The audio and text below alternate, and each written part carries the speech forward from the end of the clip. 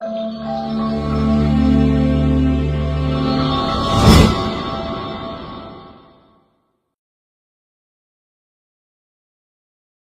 எல்லாம் பயங்கரமா இந்த ஃபங்க்ஷன் வந்து நடத்திட்டு இருக்காங்க.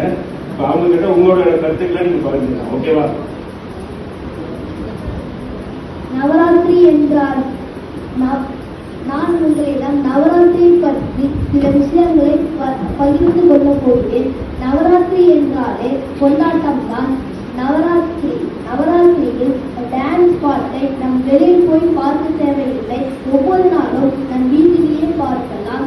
நவராத்திரி என்றால் பாரம்பரிய கலையின் கொண்டாட்டம். சிவராத்திரி என்றால் ஒரு நாள், நவராத்திரி என்றால் ஒவ்வொரு நாள். 1 என்பது எண்ணிக்கையின் தொடக்கம், 9 என்பது முடிவில்லாதது. சிவராத்திரி என்பது ஒரு சிவம். சிவம் என்றால் விதை.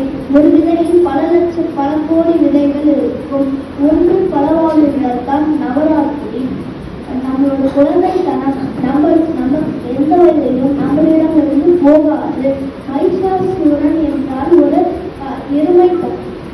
நம்மளிடம் இருக்கும் எருமைத்தனம் சோம்பல். இந்த சோம்பலை மன உறுதியால் மட்டுமே அழிக்க முடியும்.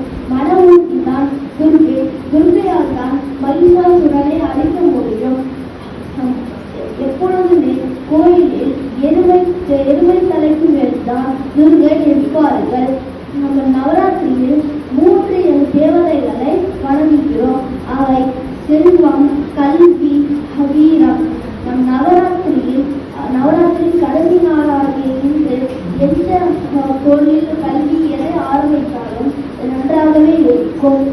இந்த மாதிரி கதைகள், புராணங்கள், இதிகாசங்களை நம் முதியோர்களிடமிருந்து கற்றுக்கொள்ள வேண்டும். ஆனால் யாருமே அதற்கு நேரத்தை ஒதுக்குவதில்லை. கதைகள் கேட்டால் சிந்திக்கும் திறன் அதிகமாகும். அதனால் படைப்பு ஆற்றல் அதிகமாகும். நவராத்திரி கடைசி நாளாகிய விஜயதசமி அன்னைக்கு தான் துர்கை மகிஷாசூரனை அழித்தார்கள். மைசூர் போன்ற இடங்களில் இன்றைக்கு தசரா கொண்டாடப்படுகிறது. நம்மளும் நம்மளோட கெட்ட பழக்கங்களையும் சோம்பலையும் இன்னைக்கு வெளியேற்ற வேண்டும் என்று உறுதியடைகிறோம். என்னை பேசுவதற்கு அனைத்து நல்ல மனிதருக்கும் என்னோட நன்றியும் வணக்கத்தையும் அன்புடன் தெரிவித்துக் கொள்கிறேன்.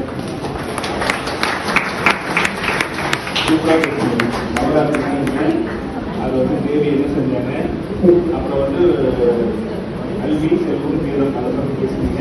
நமக்குள்ள இருக்க சீயரை அடிச்சு நல்லதை வளர்த்துக்காக தான் இந்த மாதிரியான ஃபெஸ்டிவல் கொண்டாடுறாங்கிற விஷயத்த எல்லாத்தையும் சொல்லியிருக்கீங்க. All the best. God bless you.